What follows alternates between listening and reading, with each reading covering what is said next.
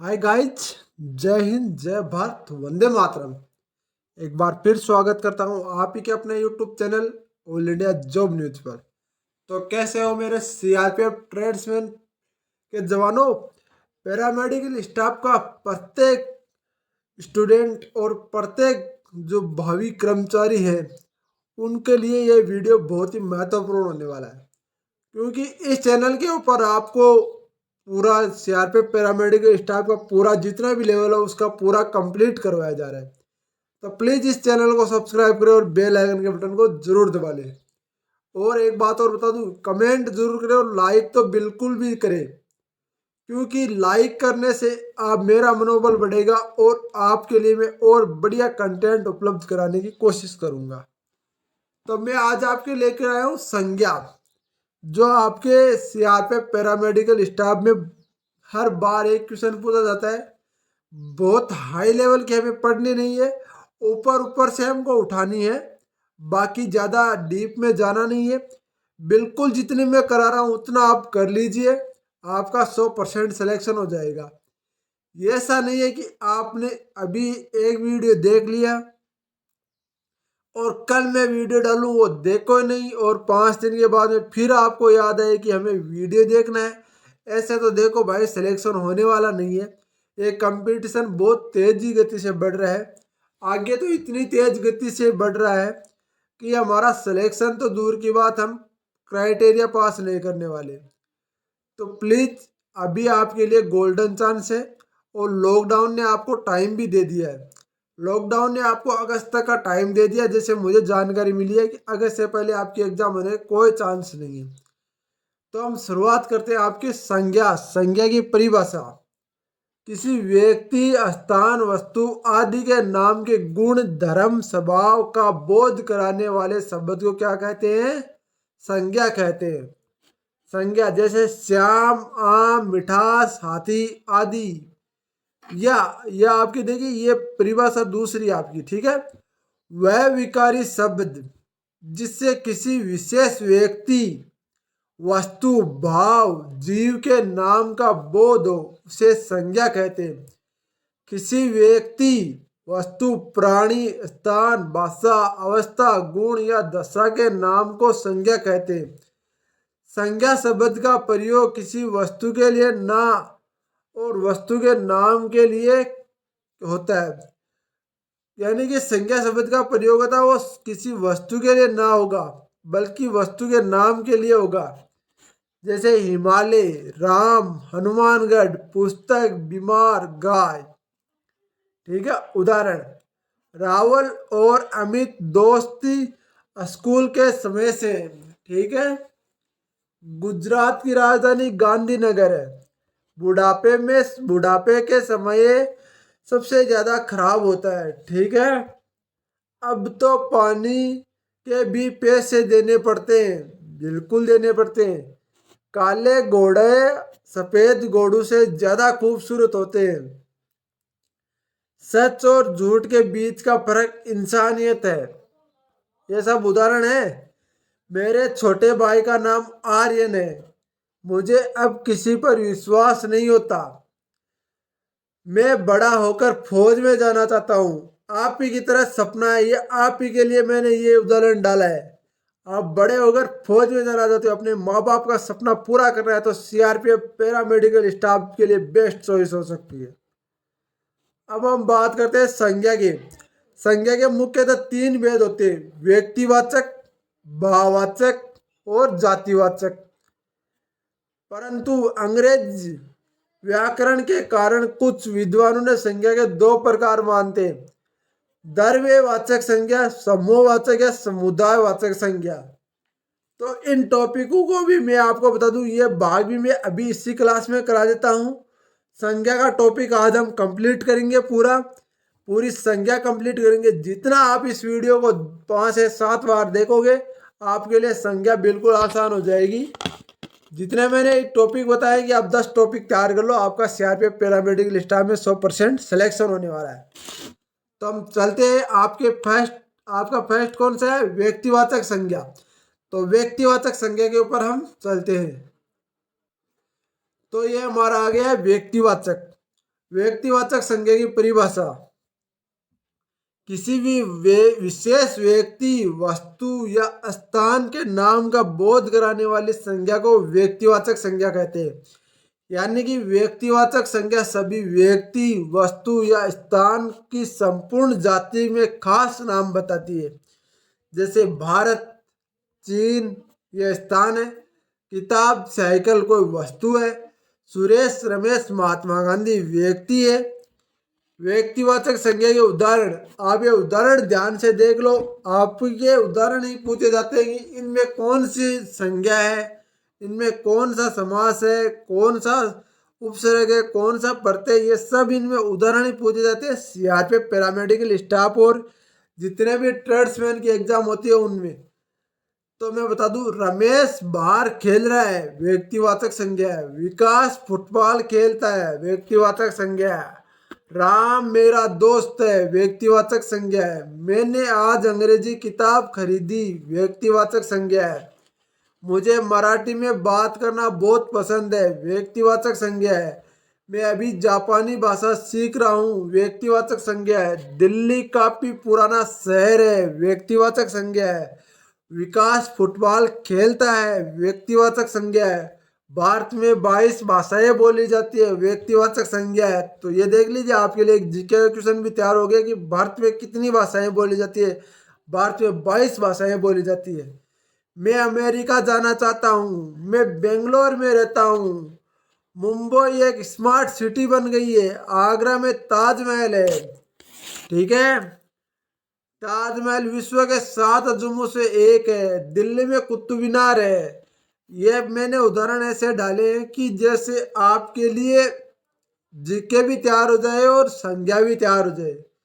दिल्ली दुनिया का सबसे जनसंख्या वाला शहर है। इंग्लिश दुनिया में सबसे ज्यादा प्रयोग की जाने वाली भाषा है। तो ये तो हो गया आपके व्यक्तिवाचक संज्ञा के उदाहरण। इनमें देखो कितना बढ़िया कंटेंट डाला है। आप एकदम मन लगा के पढ़ोगे तो आपका 100% सिलेक्शन होने वाला है यहाँ पे। अगला आता है हमारा भाववाचक संज्ञा। तो भाववाचक, जो शब्द किसी चीज, पदार्थ की अवस्था, दशा या भाव का बोध कराता हो, उन शब्दों को भाववाचक संज्ञा कहते हैं। अब भाववाचक संज्ञा का दूसरा उदाहरण, दूसरी परिभाषा सुन लीजिए। जिस संज्ञा शब्द में से पदार्थों की अवस्था, दोष, गुण, धर्म आदि का बोध होता हो, उसे भाववाचक संज्ञा कहते हैं। जैसे बुढ़ापा, बुढ़ापे में एक विशेष वो अवस्था का तो बोध होता है ना, मिठास विशेष गुण होता है, बचपन अवस्था का बोध, मोटापा अवस्था कुछ जैसे गुण दोष, चढ़ाई, थकावट आदि। भाववाचक संज्ञा का भी भेद है। भाववाचक संज्ञा के दो भेद होते हैं, समुदायवाचक संज्ञा और द्रव्यवाचक संज्ञा। भाववाचक संज्ञा के उदाहरण, आपको भाववाचक संज्ञा के आप बोलोगे सर ये पढ़ो, यह आपके नहीं आने वाला, इतना डीप में आपको नहीं जाना है। भाववाचक संज्ञा के उदाहरण देख लीजिए आप। ज्यादा दौड़ने से मुझे थकान हो जाती है। बिल्कुल सबको होती है, तुझे क्या होती है, मुझे क्या होती है, आपको भी होती है ज्यादा दौड़ने से थकान। लगातार परिश्रम करने से सफलता मिलती है, बिल्कुल मिलती है। लगातार परिश्रम करते रहो, सफलता जरूर मिलेगी। लगातार खेलने से मुझे थकान हो गई, थकान हो गई, ये भी बिल्कुल सही है। गरीबी के कारण बहुत बच्चे स्कूल नहीं जा पाते, बिल्कुल राइट बात है ये। गरीबी के कारण बहुत बच्चे स्कूल, इसमें भाववाचक संज्ञा है। तुम साहस करो, ये काम हो सकता है। आपके घर वाले तो कम ही बोलते होंगे, पर आपकी मम्मी है ना, वो जरूर बोलते हैं कि बेटा एक बार ट्राई और कर, क्या पता इस बार नौकरी लग जाए। तो अपनी मम्मी की आपको सपना वो पूरा करना है जिसने आपकी मम्मी ने देखा है। तो आप इस वीडियो को बिल्कुल भी स्किप ना करें, आपके लिए एक एक उदाहरण और एक एक शब्द आपके लिए महत्वपूर्ण है। उसकी आवाज में बहुत मिठास है, उसकी आवाज में समझ, गलत मत समझना आप। उनके संघर्षों के बाद हमें आजादी मिली है, बिल्कुल। कितने संघर्षों के बाद, जो हमारे भगत सिंह थे, राजगुरु थे, सुखदेव सिंह, सुखदेव थे, उन्होंने वजह से हमें आजादी मिली है। अगला आता आपका जातिवाचक। जातिवाचक संज्ञा की परिभाषा सुन लीजिए आप। जो शब्द किसी व्यक्ति, वस्तु, स्थान आदि की संपूर्ण जाति का बोध कराता हो, उन शब्दों को जातिवाचक संज्ञा कहते हैं। जैसे मोबाइल, टीवी, गांव, स्कूल, आदमी, जानवर आदि। तो आप बोलोगे टीवी और मोबाइल तो वस्तु आ गई, गांव स्कूल स्थान आ गया, आदमी जानवर आ गए आपके प्राणी। तो इन शब्द का भी आपको ऐसा नहीं है कि वो उस जाति का, ये जातिवाचक संज्ञा नहीं होती। जिस संज्ञा शब्द में उसकी संपूर्ण जाति का बोध होता है उसे जातिवाचक संज्ञा भी कहते हैं। जैसे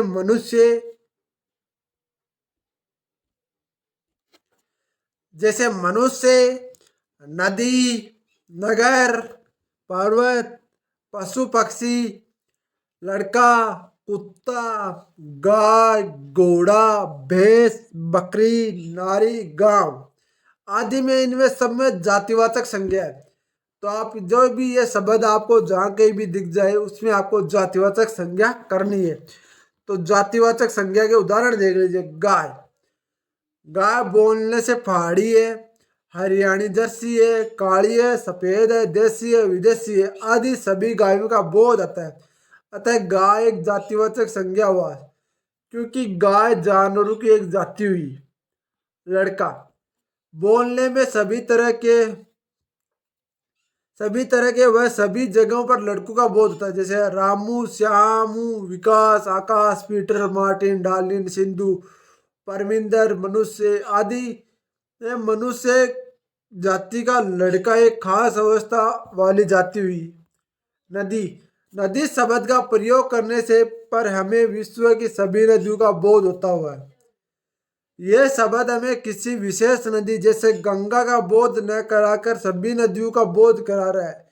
इसके अंतर्गत सभी नदियां जैसे गंगा, यमुना, सूर्य, कोसी आदि, अमेजन, गंडक, ये सब नदियां आपकी है वो जातिवाचक संज्ञा के अंदर आती है। अतः नदी का जातिवाचक संज्ञा शब्द, क्योंकि नदी जल स्रोतों की एक जाति है। पहाड़, यह शब्द किसी विशेष पहाड़ का बोध न कराकर दुनिया के सभी पहाड़ों का बोध कराता है। एक पहाड़ जातिवाचक संज्ञा है। अब बोलोगे कि अरावली पर्वतमाला, अरावली पर्वतमाला तो एक विशेष हो गई, पर पहाड़, सभी पहाड़, अरावली हो चाहे विश्व का सबसे बड़ा हो चाहे हिमालय हो, सभी पहाड़ होते हैं। शहर, एक स्थान सूचक जातिवाचक संज्ञा, इसके अंतर्गत तमाम शहर आएंगे जैसे दिल्ली, कोलकाता, मुंबई, बेंगलोर, वाराणसी, पटना, कानपुर, लखनऊ, अहमदाबाद, ये सभी आपके जो है ये शहर आपके जातिवाचक संज्ञा के आते हैं। अन्य उदाहरण, जातिवाचक संज्ञा के अन्य उदाहरण पढ़ लो जो आपके इनमें से आते, शॉर्ट रूप से आपके लिए उदाहरण लिखे हुए होते। स्कूल में बच्चे पढ़ते, बिल्कुल स्कूल में बच्चे पढ़ते। बच्चे खिलौना से खेल रहे हैं, बच्चे खिलौने से खेल रहे हैं। पेड़ों पर पक्षी बैठे, जातिवाचक संज्ञा। सड़क पर गाड़ियां चलती है, बिल्कुल सड़क पर गाड़ियां चलती है, तो सड़क पर गाड़ियां चलती है तो जातिवाचक संज्ञा। कुत्ता एक वफादार जानवर होता है तो ये कुत्ते के प्रति आ गया।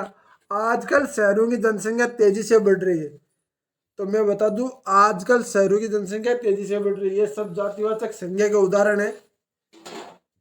तो आप इस चैनल पर देख सकते हो कितना बढ़िया तरीके से मैं आपके लिए कंटेंट उपलब्ध करा रहा हूँ। तो चैनल को सब्सक्राइब नहीं किया तो चैनल को सब्सक्राइब कर ले और बेल आइकन के बटन को ऑन कर ले, ताकि जैसे मैं कुछ नोटिफिकेशन डालूं तो आपके पास इसका नोटिफिकेशन पहुंच जाए। अब जो विद्वांसों ने हमारे संज्ञा का 2 प्रकार माने हैं, उन प्रकार को भी हम थोड़ा बहुत पढ़ लेते, क्या पता उनसे क्वेश्चन आ जाए। तो संज्ञा, द्रव्यवाचक संज्ञा की परिभाषा, जो शब्द किसी वस्तु या द्रव्य का बोध कराते हो द्रव्यवाचक संज्ञा कहलाते हैं। जैसे कोयला, पानी, तेल आदि। या जिन संज्ञा शब्दों को किसी धातु, द्रव्य आदि पदार्थों का बोध हो उन्हें द्रव्यवाचक संज्ञा कहते हैं। जैसे घी, तेल, सोना, चांदी, पित्तल, चावल, गेहूं, कोयला, लोहा आदि। इस प्रकार की संज्ञा के 5 भेद किए गए, किंतु अनेक विद्वानों ने समुदायवाचक एवं द्रव्यवाचक संज्ञा को जातिवाचक संज्ञा के द्रव्य मानते हैं। यही उचित या प्रतीत होता है। बिल्कुल सही है। द्रव्यवाचक संज्ञा के उदाहरण, मेरे पास सोने के आभूषण हैं, मेरे पास एक पेन है, मेरे पास किताब है। ये सब द्रव्यवाचक संज्ञा के उदाहरण है। 1 किलो तेल लेकर आओ, ये द्रव्यवाचक संज्ञा के। मुझे दाल पसंद है, मैं हमें रोजाना फल खाने चाहिए, मुझे पानी पीना है, बाजार से हरी सब्जी लेकर आओ, मेरा मोबाइल मुझे वापस दे दो। आपका मोबाइल तो आप किसी को नहीं देते, तो मेरे को भी पता है, पर कभी कभार दे भी दो तो 1 मिनट से ज़्यादा होते हैं, आप बोलोगे मेरा मोबाइल मुझे वापस दे दो। हम स्वस्थ रहने के लिए घी खाना चाहिए, मुझे सोने का हार खरीदना है, मुझे चांदी का आभूषण पसंद है, लोहा बहुत कठोर पदार्थ है, कोयले का रंग काला होता है, मुझे दूध पीना बहुत पसंद है, मीठे व्यंजनों में चीनी का इस्तेमाल की जाती है, आम के फलों का राजा कहा जाता है, सबसे महंगा हीरा कोहिनूर का है। अब आपका अगला प्रकार है समुदायवाचक। तो समुदायवाचक संज्ञा की परिभाषा, जिन संज्ञा समूह शब्दों से किसी भी व्यक्ति या वस्तु का समूह का बोध होता हो, उन शब्दों को समूहवाचक या समुदायवाचक संज्ञा कहते हैं। जैसे भीड़, पुस्तकालय, झुंड, सेना आदि। जिन संज्ञा शब्दों के व्यक्तियों, वस्तुओं आदि के समूह का बोध हो, उन्हें समुदायवाचक संज्ञा, जैसे सभा, कक्षा, सेना, भीड़, पुस्तकालय, दल आदि। ठीक है। समुदायवाचक संज्ञा के उदाहरण, भारतीय सेना दुनिया की सबसे बड़ी सेना है। अब आपको चलो मैं एक जीके का क्वेश्चन याद करा देता हूँ। हमारे जो पैरामिलिट्री स्टाफ की फोर्स है, उनमें सबसे बड़ी और सबसे ज्यादा सैनिक कौन से फोर्स में है? तो आप जिस फोर्स के जवान बनने जा रहे हो, वही आपकी सबसे बड़ी फोर्स है, जो विश्व में आपकी जानी मानी पहचानी फोर्स मानी जाती है, सीआरपीएफ।